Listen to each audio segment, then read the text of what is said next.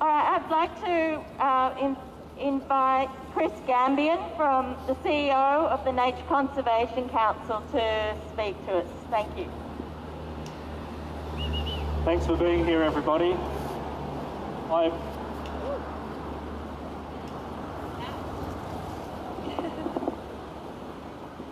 face mask microphone work is not up to scratch, I'm sorry. I pay my respects to the Gadigal and I pay my respects to all First Nations people across this state who have been the custodians of this land since time immemorial and to whom we owe a massive debt of gratitude for the kind of care that they have given this land and the kind of care that they aspire to continue to give this land. We are the beneficiaries of generations of people who have tried to conserve this land, and my deepest, sincerest thanks to all of you for continuing that fight outside of the Parliament in these very, very strange times of COVID-19. Now, yesterday, in this building behind me, the Treasurer told the House that we live in extraordinary times. And that's absolutely true. We do live in extraordinary times. But he was telling the House about how these extraordinary experiences have changed what that means for our economy, what that means for the budget of the state. The government is very, very clear that extraordinary times mean extraordinary changes, that we just can't have business as usual. But they only mean that when it comes to the economy. They only mean that when it comes to big business. But you know, just a few months ago, we had the most extraordinary bushfires this state has ever seen. Before that, we had the most extraordinary drought this state has ever seen. And I completely agree with the government.